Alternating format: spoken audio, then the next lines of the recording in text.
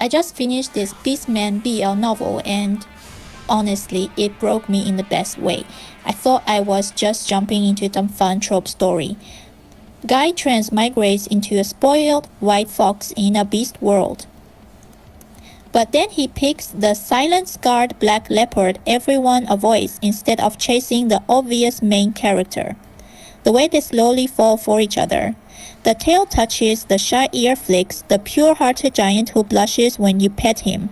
I have so many thoughts. I need someone to talk about this with, because I'm still thinking about them.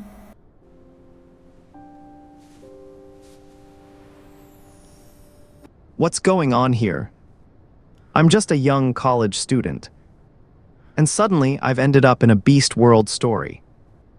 This is a thrilling BL novel set in a beast world. It tells the story of the protagonist, the submissive Oliver, who was abandoned by his original tribe. While wandering, he was rescued by the protagonist, the dominant Yaoi, and taken back to the tribe. The gentle and kind-hearted rabbit quickly fell for the valiant and heroic lion, and the two developed feelings for each other during their time together. Unfortunately, beautiful love always has obstacles, and the arrogant and savage original character James is this obstacle. He is the nephew of the current tribal chief. He was doted on since childhood and got whatever he wanted, which led to his willful and domineering personality. He basically walked around the tribe as if he owned the place, and made a lot of enemies. In short, he was disliked by everyone except his family. He and Yaoi have known each other since childhood. As a male with top-notch abilities and looks in the tribe, Yaoi has long been regarded as his own mate by James. But while he was interested, Yaoi had no feelings for him. Yaoi privately told him many times that he liked Oliver. The original character didn't listen. He was just being wishful thinking and regarded Oliver as the bad guy who was stealing his mate. He spared no effort to break them up. This incident caused quite a stir in the tribe. The original character's image in the eyes of other orcs was greatly damaged. Everyone who saw him would curse him as vicious in their hearts. The orcs in this world are divided into three genders: male, female, and weak male, or rather, sub-female. The physiological structure of sub-females is basically the same as that of men. The difference is that they have the ability to conceive. Unfortunately, I've now become James, the white fox sub-female who is disliked by everyone in the tribe. Today happens to be the annual mate selection conference in the tribe. Orcs who have reached the marriageable age will complete the mate selection process. As the rare females, sub-females, they can choose their favorite male orcs first. Of course, male orcs have the right to counter-select, to choose to reject or accept. But who was the original owner? Her beloved uncle was the chief. So she definitely had privileges. Moreover, Yaoi wanted to run for the next chief. If the original owner chose him, he simply couldn't refuse.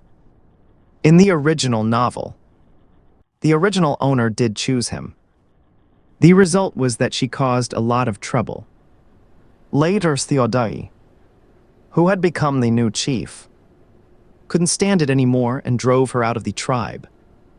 She died in an uninhabited corner. Naturally, I, who knew the general plot of the novel and had the memories of the original owner, wouldn't make the same mistake again. The first step was stay far away from the protagonist top. But I still had to choose a partner. Otherwise, I simply couldn't get through the adult heat period on my own. As I was thinking about the candidates, when my eyes fell on the tall orc in the corner, I instantly made a decision. His name was Ulukas, and he was a Black Panther orc. Like Oliver, he joined this tribe later. His sharp and handsome appearance really hit my heart. He also had a great figure. His bare upper body had broad shoulders and a narrow waist. The muscle lines were smooth and full of strength, gently rising and falling in the shadow. His skin was a bronze color, not pitch black, with just the right amount of wildness. Not only was he very good looking, but he was also extremely powerful. He was one of the top warriors in the tribe. It was a pity that he had a flaw: he couldn't speak. Not only was he mute, but he also had a solitary personality. Usually, except when he went out hunting with the male orcs, he basically kept to himself in the tribe. Therefore, he had become a freak in the eyes of the females, sub-females. In addition, there were strange dark markings faintly appearing on his shoulder blades, which made people regard him as unlucky. The novel only described him in a few words. It seems that no orc is willing to choose him as a mate. Alakas endured for several years, but ultimately couldn't withstand the physical torment of the estrus period and died in a certain tribal war. It's a pity. A mute no one wants. A person everyone dislikes. It seems not bad to make do with it. But that's what I think. Alakas may not be willing. So after I said it, I instantly felt a little scared. There was a silence of more than 10 seconds all around. All the orcs present looked at me in shock. James, The chief asked me, do you mean you want to choose Alakas? I nodded. Theodoresa brother almost laughed, his mouth crooked, as if afraid that I would go back on my word. He quickly reminded the chief. Lord Benjamin, each orc only has one chance to choose. Since James has already made a decision, according to the rules, he can't change it. There was a stir of agreement in the crowd. So my uncle gave me a deep look and said, "Okay." Life is full of twists and turns. That's really a bargain. The mate selection conference continued in an orderly manner. I stood beside Alakas like a telegraph pole, feeling dejected. Alakas is really a calm person. He remained unfazed even in such a situation. From beginning to end, he just gave me a look with his cold and deep eyes, without the interference of the original owner this time. Oliver indeed chose Theodai. The two looked at each other for a moment and both gave a shy smile. Overall, this mate selection conference was quite harmonious. Basically, most pairs had mutual affection for each other. It was the turn of the male orc Alakas to make a reverse selection. Only then did he show some reaction. He turned his eyes to look at me. I was a bit nervous. If Alakas rejected me, I would become a lonely orc. Maybe I wouldn't even survive the next year's heat and would pass away. But looking at that expressionless and handsome face right now, I couldn't figure out what he was thinking. My reflection was in those emerald green vertical pupils, and I looked exactly the same as before I crossed over. I couldn't help but say, "Well, I'm quite good looking. I guess I can make you eat 2 more bowls of rice." After a few seconds, in full view of everyone, Alakas nodded. I heaved a huge sigh of relief. The mate selection was over, and next came the bonding ceremony. A group of people came to the altar, guided by the high priest. They began the bonding ceremony. First, one had to paint the beast pattern of their partner's clan on their body with cinnabar, and then drip the other's blood on it. Once the beast pattern formed a glowing mark, the bonding was complete, according to the tribe's usual custom. The part where the beast pattern was painted was chosen by one's partner. Looking at Lacasa's perfectly toned and muscular body, I subconsciously licked my lips. I chose the position below the collarbone, close to the heart. The tall and handsome orc averted his eyes and casually pointed at a certain part of my body. He chose the left side of my waist. Soon, the simple yet vivid beast pattern was painted. Looking at the lifelike little fox on his chest, I felt a strange feeling welling up in my heart. I lifted my cut finger and tremblingly placed it on his chest, and the blood dripped onto the beast pattern. An ancient and mysterious incantation sounded in my ears. Surprisingly, the pattern under my hand actually glowed. I blinked my eyes, and the area on my waist felt burning hot. I couldn't tell if it was because of this light or the warmth of the man's palm.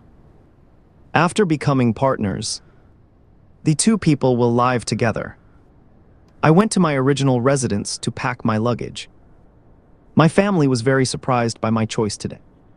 After all, the original owner had always said that he must choose Yaoi as his partner. Chief Benjamin, who is my uncle, was also looking at me meaningfully. The high priest in the tribe is a talented person. It is said that he can predict the future accurately. If they found out that I'm not the original owner, they might regard me as a ghost and roast me on a fire. I still can't let my persona collapse suddenly. Thinking of this, I imitated the way the original owner did in my memory. Raised my face and disdainfully let out a hum. Arrogantly, I said, I won't be with someone who doesn't like me after thinking about it. That Yaoi isn't that great either. It's still a Lacas who looks more to my taste and is also good at hunting, especially with his 8-pack abs and a wasp waist. Oh my, I've really met my ideal type.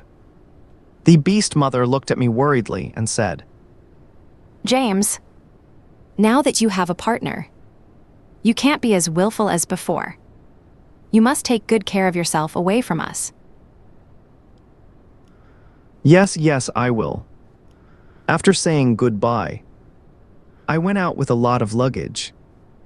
Alakas was standing silently outside the door. When he saw me come out, he reached out to take my luggage.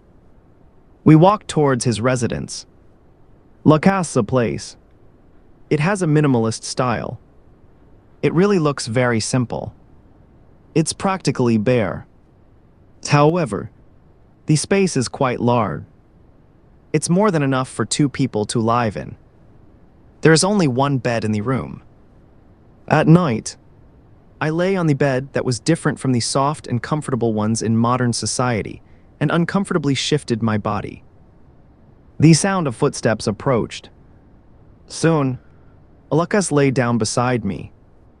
Actually, I used to be a very conservative person. I thought that if I met the right person, I would first have a relationship gradually and then transition to spending a lifetime together. Unexpectedly, I found a partner as soon as I traveled through time. The 2 of us lay silently. Neither of us made a sound, and the atmosphere was a bit awkward. After all, we really didn't know each other well. I let my mind wander and thought that I should do something. So I opened my mouth and asked, "Do you want a kiss?" Alakas didn't say a word. No, he couldn't speak either. But he moved, turning his head to look at me. I couldn't stand being stared at by those gem-like vertical green pupils. I backtracked. Hugging is also okay. Alakas didn't respond. Just when I thought I was humiliating myself, Alakas made another move. I saw him turn his body sideways and stretch out his long arm to wrap around my back. Then, not very skillfully, he pulled me into his arms. My head naturally rested on his chest. Male orcs basically go out hunting every day. I slept until I woke up naturally the next day, and Alakas was no longer at home. I started to tidy up the luggage I brought yesterday and decorate the house by the way. After busying myself for a long time, I finally managed to make it look like a warm little home. I plan to gradually add some more things later. In the evening, Alakas came back. He walked steadily, with a lingering air of killing still around him. He carried a deer on his shoulder and a hare in his hand. Even though I knew he was powerful, I was still shocked for a moment when I saw this scene. Male orcs who go out hunting have to hand over most of their prey to the tribe as reserve food. Alakas was still able to bring so much back home, which means he hunted a lot today. "You're back." I stepped forward and intended to help him carry the prey to the yard. When I got close, Alakas stepped aside to avoid me and didn't let me touch the prey. He shook his head, carried the prey to the table in the yard by himself, took out a dagger and started to handle it. His movements were very deft, obviously very proficient. Anyway, I had nothing to do, so I simply moved a small stool and sat beside him watching him. As I watched, I couldn't help but let out an exclamation. "Alakas, you're so amazing." The tall and straight orc's body paused, and his thin lips tightened slightly. Seeing that his expression was off, I was just about to ask him what was wrong. Then I saw 2 ears pop out on his head, and the black tail at the base of his spine also emerged. The second beast form generally only appears when an orc is experiencing strong emotional fluctuations, unless the orc intends to show it. What's wrong with Alakas? He himself was probably a bit dazed. At the moment, he just stood there stupidly, not knowing what to do. There was a pair of jet black leopard ears on top of his head, with the tips of the ears trembling slightly, that long. Fluffy black tail hung down lazily, with the tip curling up in a small arc. It made my heart tremble violently and my hands itch. Anyway, we've formed a bond. He is my legitimate partner. So I stood up without any psychological burden, walked a few steps to his side, looked up at him with eager eyes and said, "Can I touch you?" Lakasa eyes flickered and suddenly his face turned red. He raised the hand holding the dagger and gestured for a while, seemingly indicating that he was dirty now. I just pretended that I didn't understand and threw myself into his arms with a snicker. Then I wrapped my arms around his waist and placed my hands on that fluffy tail. Sure enough, it has an excellent texture. The delicate short hairs rubbed against my palm, carrying a unique body temperature and obediently nestled in my hand. I stroked it with both hands. Suddenly, I felt Lakas's muscles tense up. His whole tail trembled sensitively, and even the base of the tail arched slightly. The tail suddenly wrapped around my wrist, and the tip gently scratched.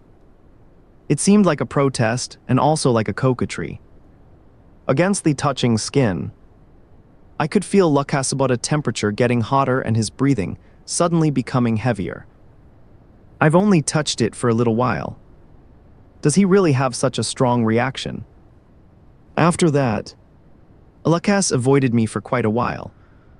He even quickly averted his gaze when our eyes accidentally met. This state lasted until late at night. As usual, I went to bed first. I kicked the quilt away and stared blankly at the ceiling, reflecting on myself. Did I go too far? I don't know if Alakas is shy or angry. I'd better comfort him. Just as I was deep in thought, I felt someone approaching. Alakas picked up the quilt I had kicked away and covered me with it. Then he also got into bed. I turned over to look at him and said, "Are you angry?" Alakas paused for a moment and then shook his head. "Then you ignored me just now." I said, "Sorry, I just thought it would feel really nice to touch." Blcommunity fluttered. He also turned to face me and shook his head again. The two of us were very close, and our breaths intertwined. An idea popped into my mind. Then let you touch mine too. Let's call it even. Okay. His pupils dilated instantly, and his breathing became a bit heavier. So I revealed my second beast form. The white ears on my head twitched uncomfortably. Before Blcommunity could react, I placed my fluffy white tail in his palm. Here. The fur on my tail is longer and more fluffy than his, like piled up white clouds or an exploded dandelion. The texture is also good. After all, I secretly touched it myself before. I originally thought the feeling of being touched by others would be about the same. But unexpectedly, it was hundreds of times more stimulating. His palm was very warm. It was like being stroked by a feather on the nerve endings. A fine current ran up my back along the tailbone to the back of my neck, and the fluff on my tail fluffed up involuntarily. I trembled all over a few times and couldn't help moaning in my mouth. Blcommunity grew darker. He pulled me into his arms with his other hand. He looked down at me, his eyes blazing. His emerald-colored eyes were no longer cold and indifferent as usual, but faintly surging with flames. He tentatively pressed his lips against my forehead. A few seconds later, seeing that I didn't resist, he gently rubbed the skin between my eyebrows. Feeling my whole body getting hot, I took a deep breath. I stepped back a little, and then, in his stunned gaze, I offered my lips. So we kissed.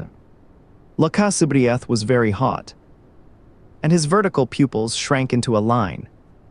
He gently held my face with one hand, and his slightly cool thumb rubbed against my skin. Our lips and teeth intertwined. He explored every inch of my mouth, passionately yet gently. The tail swayed involuntarily and was then gently held and stroked by his burning hand. Kissed until I was almost out of breath. Blcommunity finally pulled away, still reluctantly rubbing gently against the corner of my lips. I gasped for breath, feeling dizzy in the head. I buried my head in his neck for a while and said tiredly, "So sleepy. I'm going to sleep." I got along very harmoniously with Blcommunity, except that there were some obstacles in communication. But it's just a small problem. We'll just get used to each other slowly later. I originally thought he was an orc with a cold temperament. Even after we lived together, he didn't want to talk to me at first. Unexpectedly, he responded to everything. He would listen to everything I said carefully and then give a response, either nodding, or gesturing with actions, or pulling my hand and writing in my palm. He also agreed to all the requests I made. He was incredibly obedient.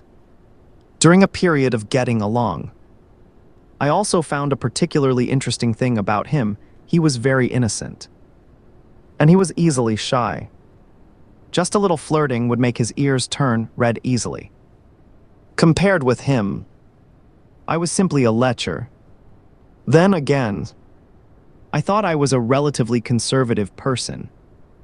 When it came to relationships, I was supposed to take it step by step.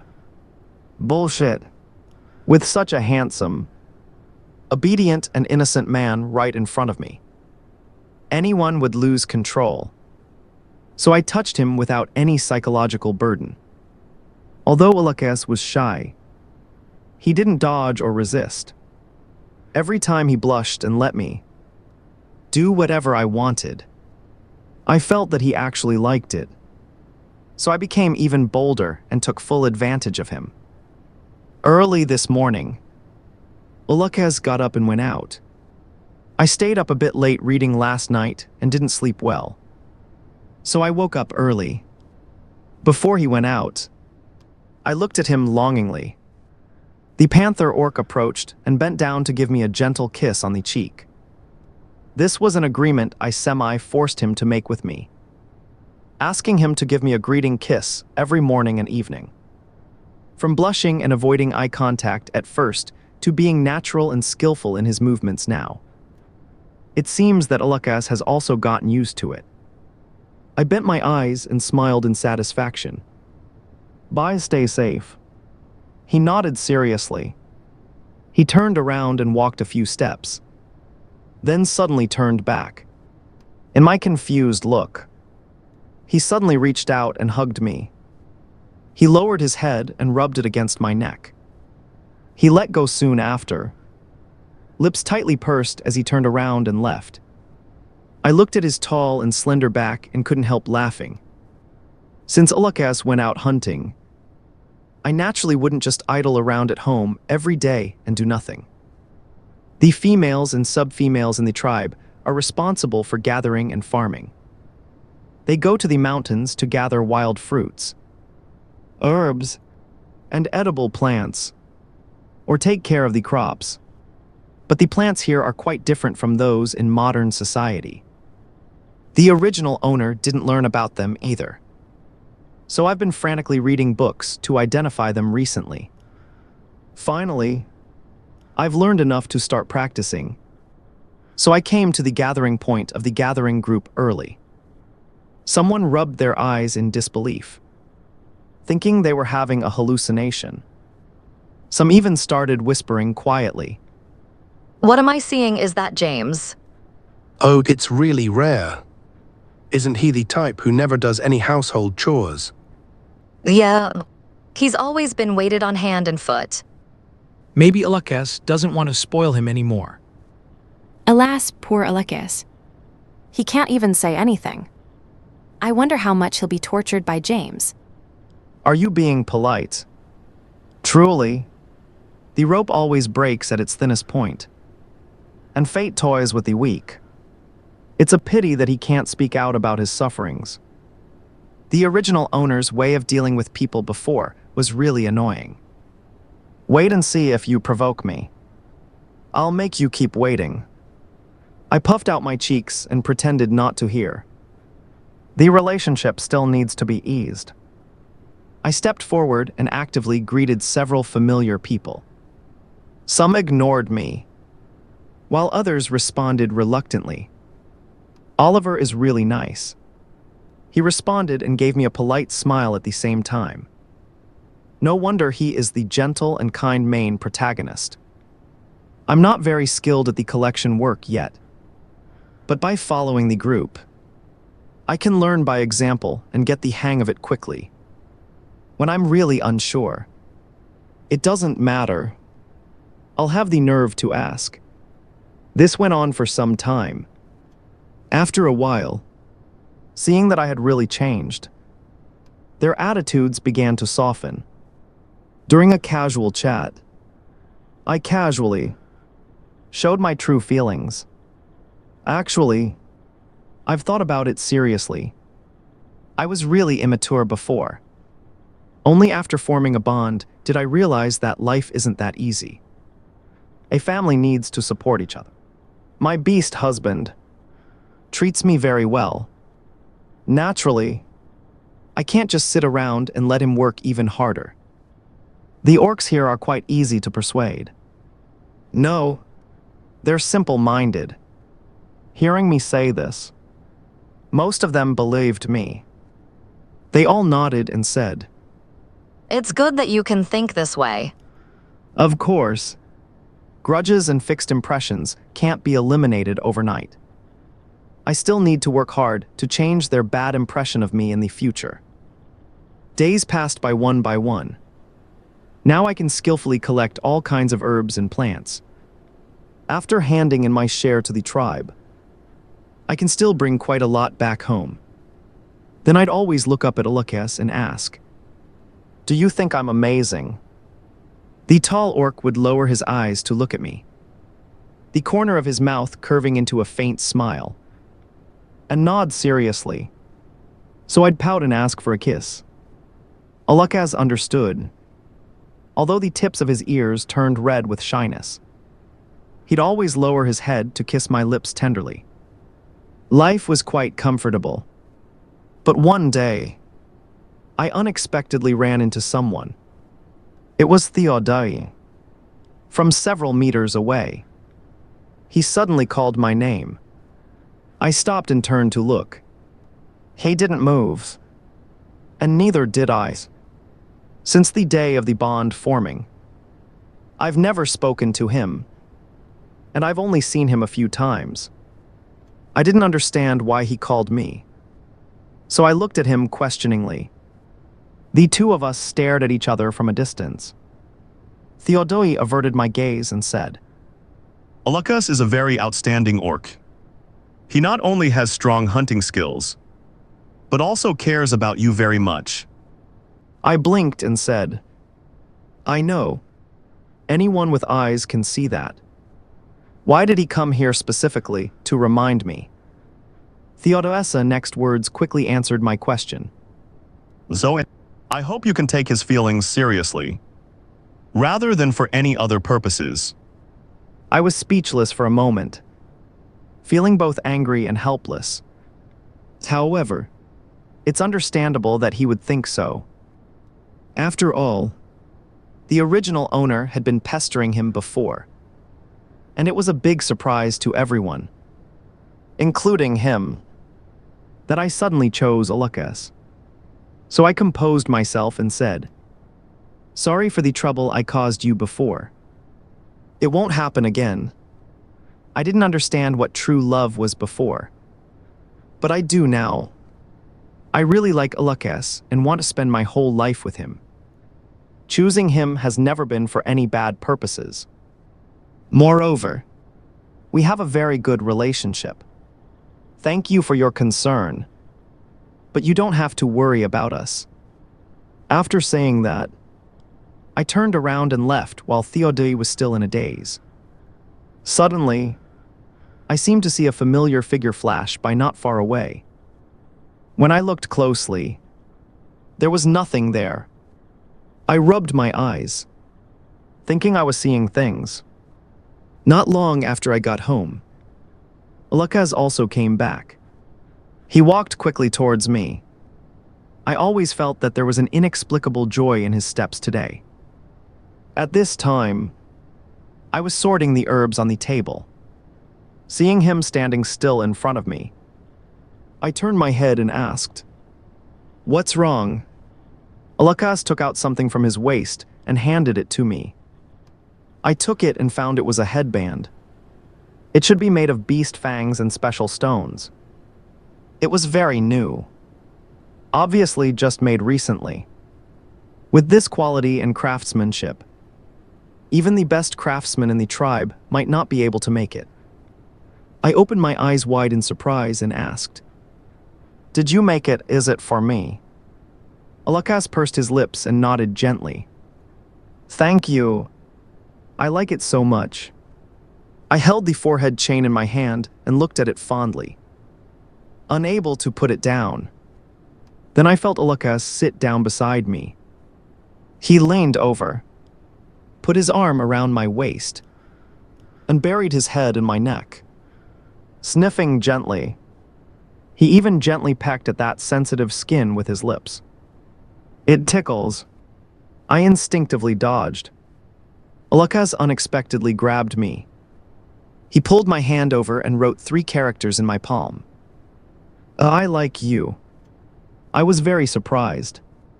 After a moment of stupefaction, I turned my head, scratched his chin with my hand, and asked with a smile, My dear beast husband, why are you so proactive today? Alukaz lowered his eyes shyly, then transformed into his second beast form and voluntarily placed his tail in my palm. Naturally, I wouldn't turn down such an opportunity. I stroked it vigorously. I even didn't spare those triangular black ears that glistened like black satin. Alakas put his arms around my waist, buried his head in my neck, and let me do whatever I wanted, with the corners of his eyes turning red. He was just like a large beast acting coquettishly. And indeed, he was a beast. When I grasped the base of his tail again, his body trembled violently for a moment. Lakasabota temperature was getting higher and higher. When I realized something was wrong and pulled away from him, I caught a glimpse of the glowing mark on his chest. This situation, is it Lakasarating season? Alakas stared at me, his eyes full of crimson showing struggle. His hands held my waist, but he controlled himself not to go any further. His tail was impatiently slapping the ground. He was clearly in great pain, yet he still endured it. I cupped his face with both hands. I'm willing, Alakas. We've already formed a bond. Amidst the spinning world, Alakas picked me up horizontally and walked a few steps to the couch. His skin continued to burn, and his back was as taut as a fully drawn bow. All the clothes were removed. Just taking a quick glance down, I closed my eyes in disbelief. Alakas kissed me on my forehead, the tip of my nose, my neck collarbone, and gradually moved lower. As if not satisfied, he even used his canine teeth to nibble and lick my skin.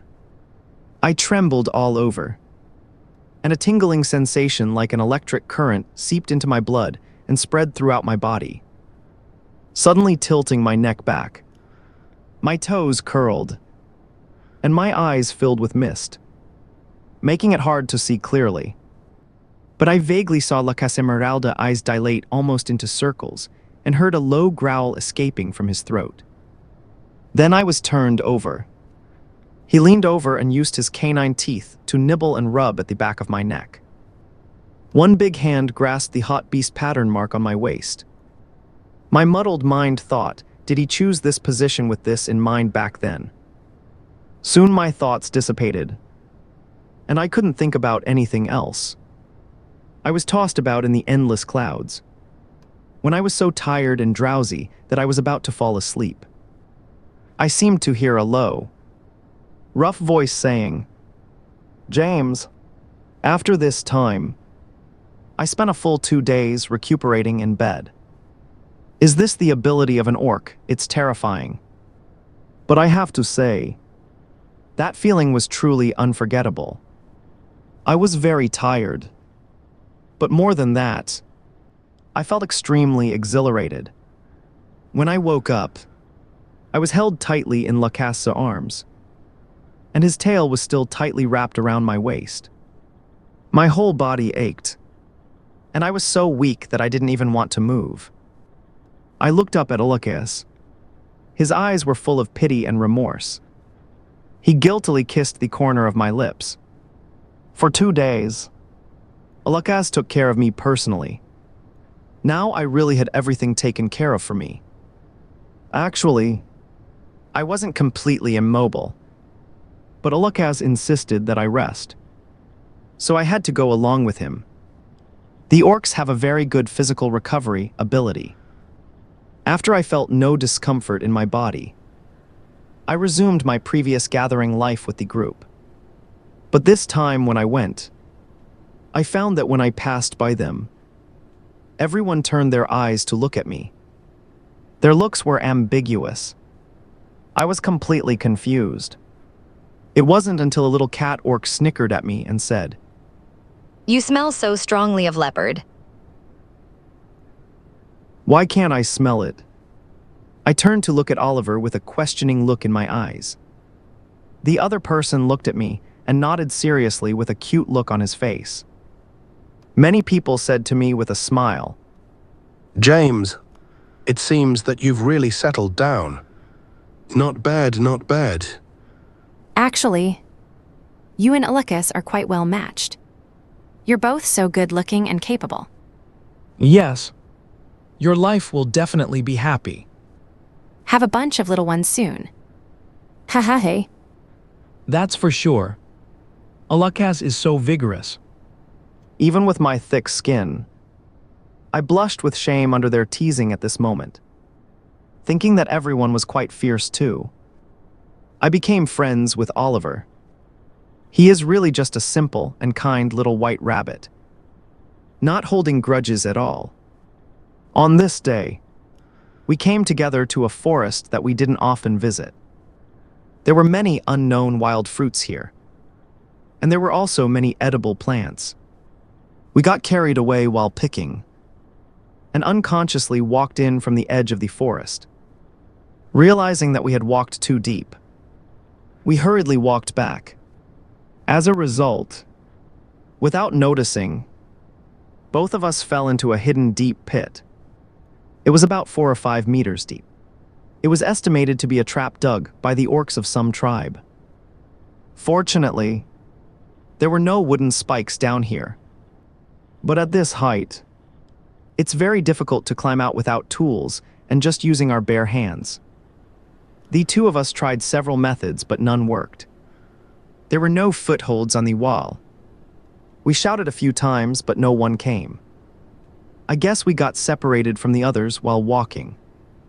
The sickle that the two of us shared was also left up above when we fell.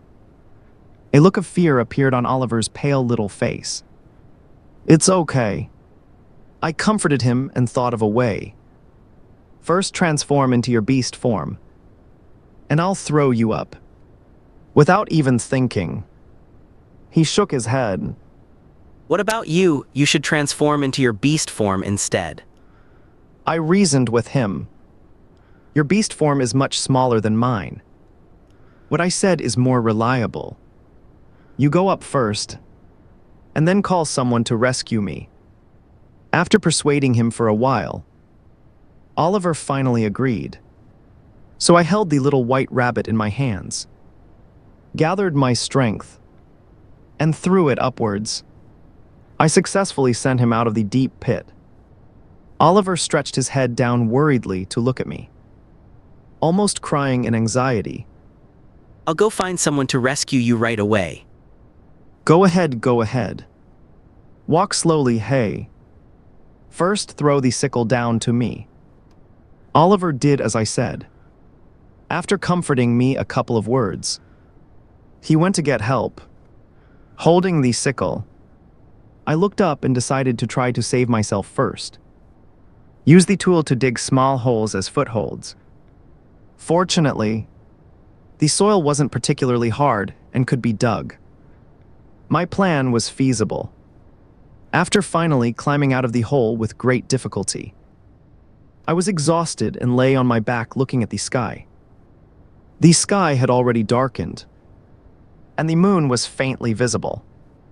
Oliver and the others still hadn't come. I guessed that the tribe was a bit far from here. After resting for a while, I sat up and found that Oliver, that little scatterbrain, was so anxious that he didn't even take the wild fruits and plants we had picked. I was really too tired. So I simply transformed into my beast form and walked in the direction I came from with the things in my mouth. I walked and stopped, because I was so tired and it was dark. I even fell several times on the way. A fair-skinned fox, was all dirty from the falls. I couldn't help but silently sigh in my heart that I was really unlucky today. Suddenly, I faintly heard a long howl. It was a distant and vibrating long roar that echoed continuously in the forest. I had never heard such a call before, but it inexplicably attracted me and tugged at my heartstrings. Is it an orc from our tribe? I walked in the direction from which the call came. I don't know how long it had passed when a nimble black figure stepped through the night mist in the distance and came into view. It ran very fast. Its slender silhouette slipped out of the bushes, and its muscles glowed with a dim luster in the moonlight, outlining a blade-like shoulder line. At the same time I saw him, his emerald-colored eyes also locked firmly on me. It was Alakas. I almost instantly confirmed this.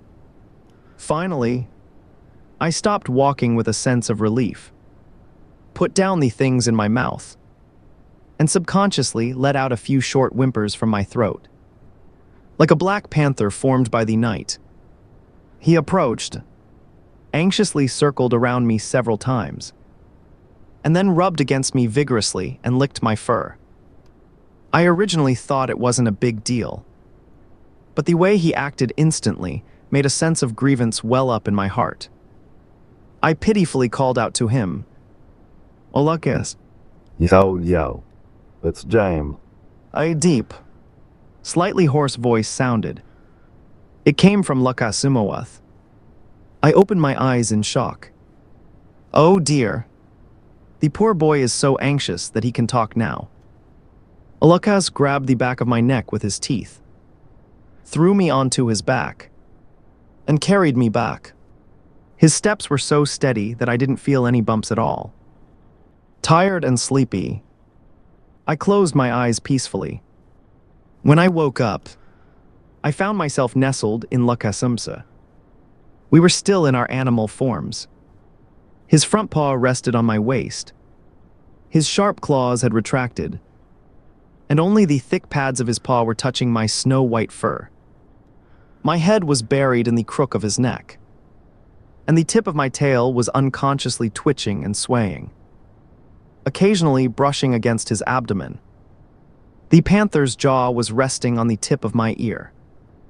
I could feel his deliberately softened breathing, and even the vibrations in his chest were deliberately slowed down. Seeing me wake up, he lowered his head and licked my cheek. I just nestled obediently in his arms, enjoying the warmth of this moment. James hungry. I looked up at him and blinked, saying, "Olakis, so you can talk." What I heard that night wasn't an illusion. Olakas can talk. He just lost his voice for some unknown reason before. I guess it was due to psychological factors. Anyway, it's a good thing that he's willing to talk now. He just can't speak smoothly yet. He stammers and mostly speaks in short syllables. I've decided that besides daily conversations, I'll set aside more time each day to practice speaking with him until he returns to a normal speaking level. On the 5th day after I was found by Olakis, unexpected visitors came to the door. It was Theodai and Oliver. Oliver did find the tribe members that day. He explained the situation in a few words and pointed out a general direction. Then Olakis rushed off. They weren't as fast as Olakis, but they also came looking for me later. The couple even prepared gifts to visit me. At that time, Olakas was preparing dinner, while I was beside him, holding a homemade small fan to fan him or speaking up to praise him, and occasionally leaning in for a kiss. When Theodai saw me, sincere gratitude and apology appeared on his face. "Thank you for saving Oliver that day." He said seriously, "And I'm truly sorry I misunderstood you before." "You and Olakas are a perfect match. I wish you well." We're all good orcs. It's good that we've cleared up the misunderstandings. Since Theodoi has apologized, I naturally won't hold a grudge anymore. I waved my hand. "It's nothing. We should help each other." I also wish you well. I originally wanted to invite them to stay for dinner, but they declined politely after a few words and left. We didn't try to persuade them to stay anymore. The story of me and Oliver falling into the hole has spread far and wide. The people in the tribe have also changed their views on me.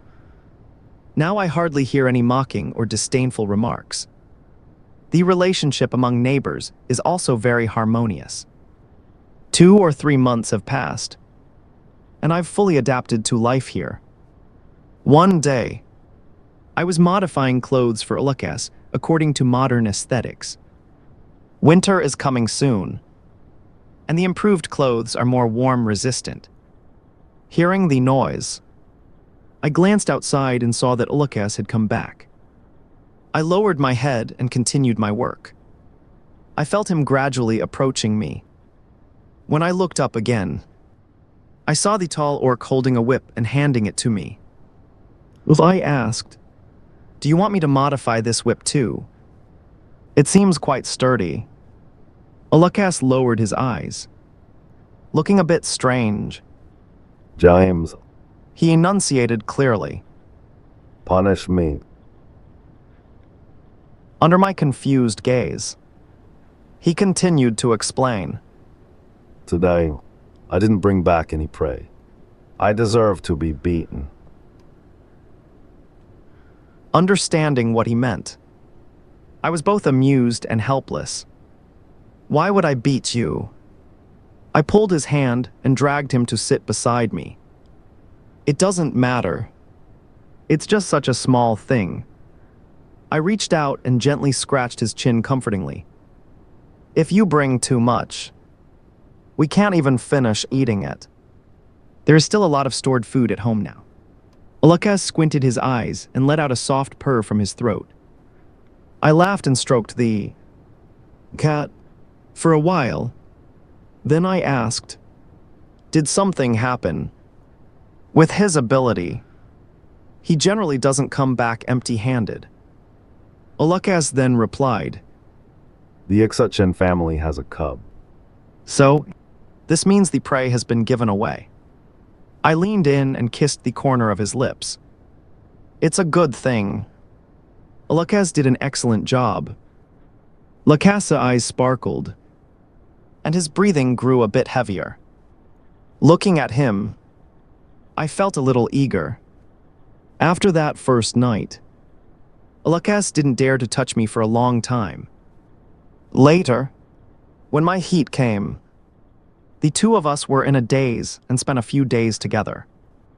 Then I took a 2-day rest. The last time was a week ago. Thinking like this, I suddenly leaned in close, and our noses were almost touching. Smiling slyly, "Then, how about punishing you in bed?" Lakasa breath caught.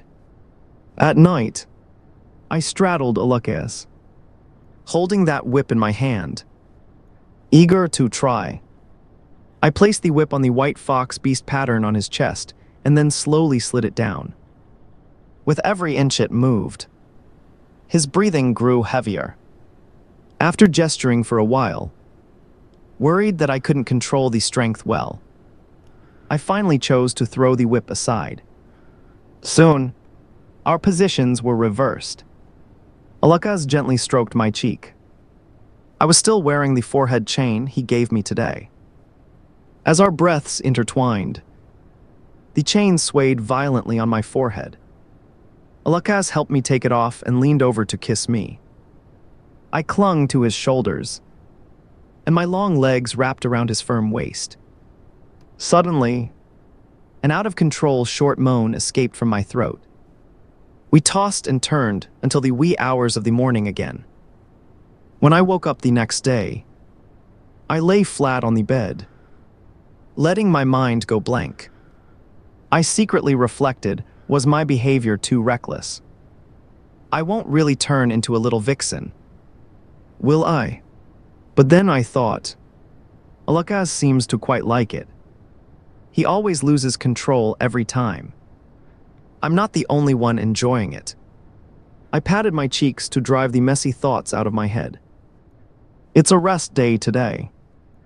Ulukas doesn't have to go out hunting and stays at home with me to sleep in.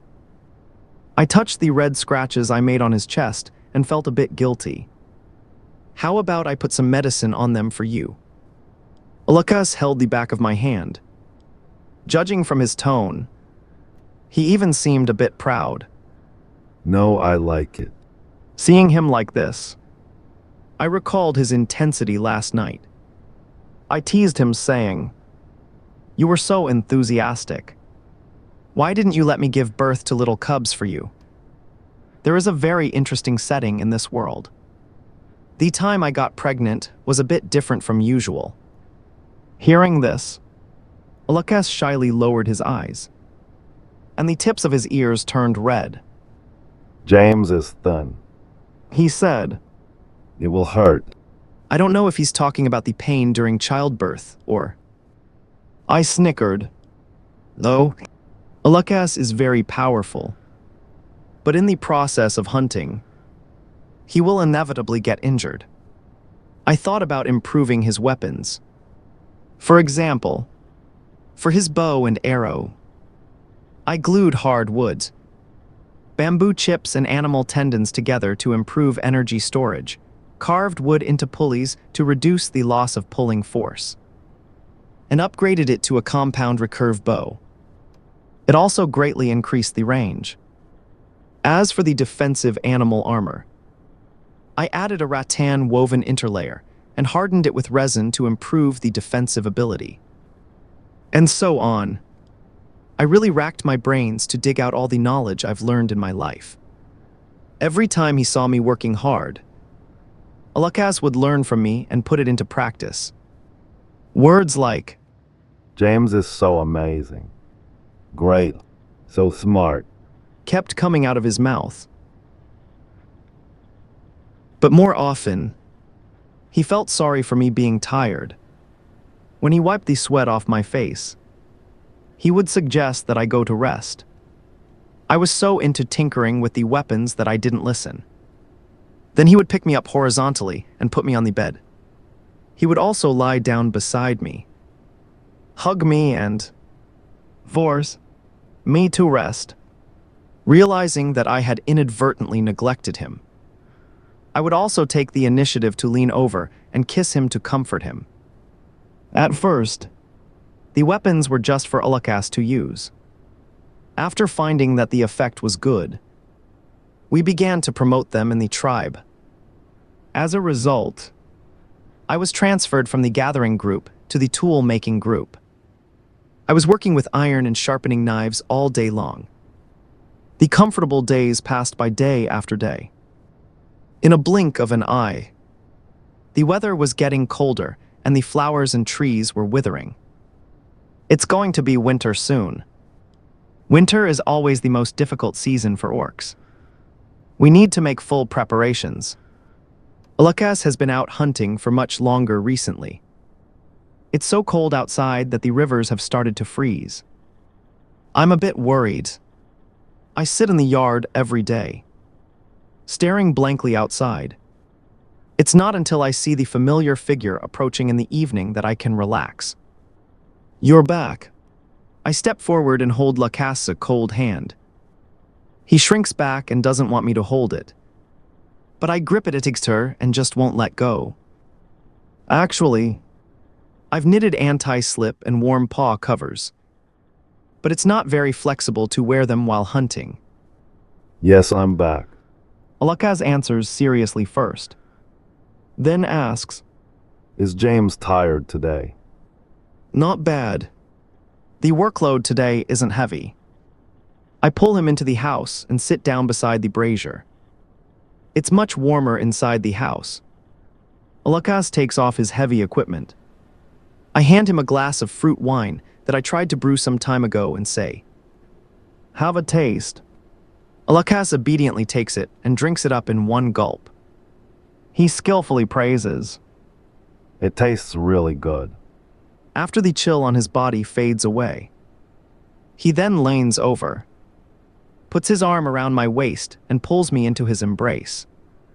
He lowers his head and kisses me. The aroma of the fruit wine spreads between our lips and teeth. The two people in each other's arms don't feel any cold at all. It snowed several times this winter. Fortunately, we were well prepared. The reserve food in the ice cellar at home was enough to last through the whole winter. And we had also taken sufficient cold-proof measures.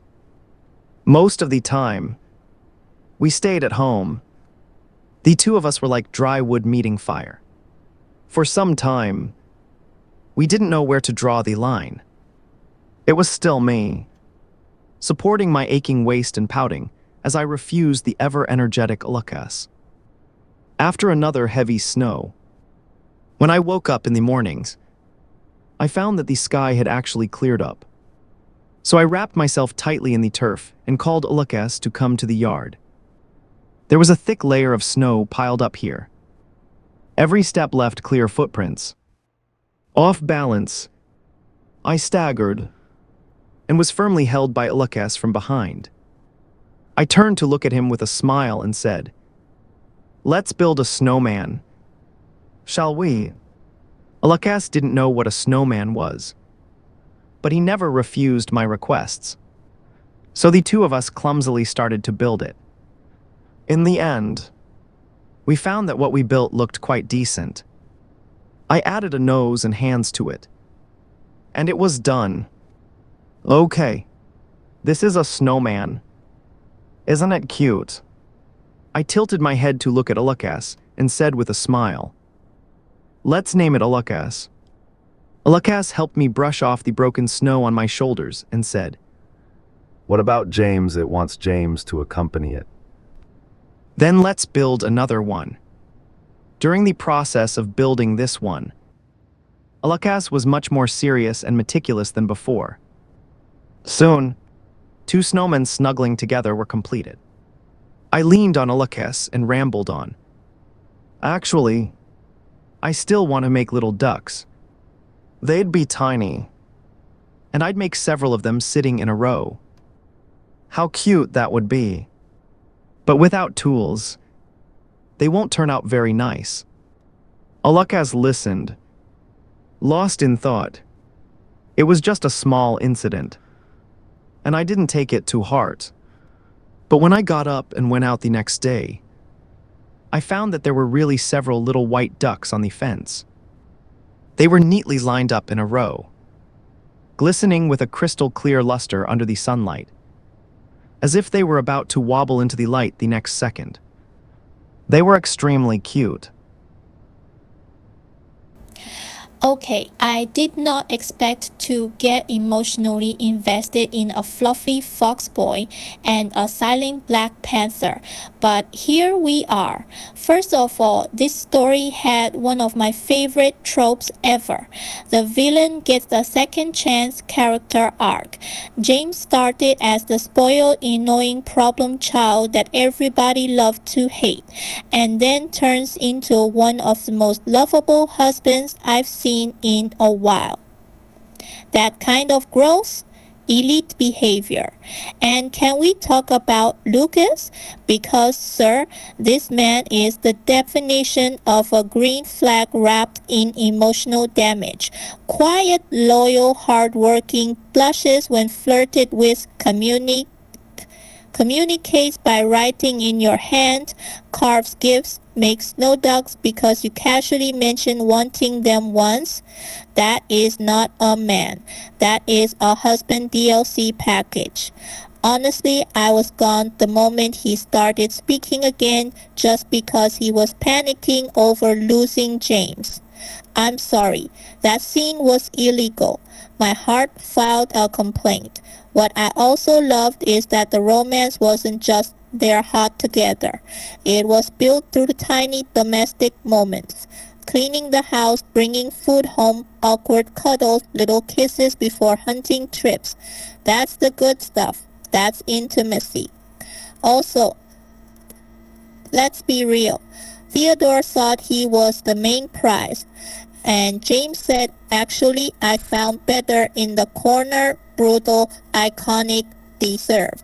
Now I need to ask you, if you got transmigrated into a hated side character, would you try to fix your reputation? Or would you just run away and start over somewhere else? And be honest, Lucas' greenest flag ever, or am I blinded by the snow ducks? If you want more of me yelling about chaotic romance stories, hit subscribe.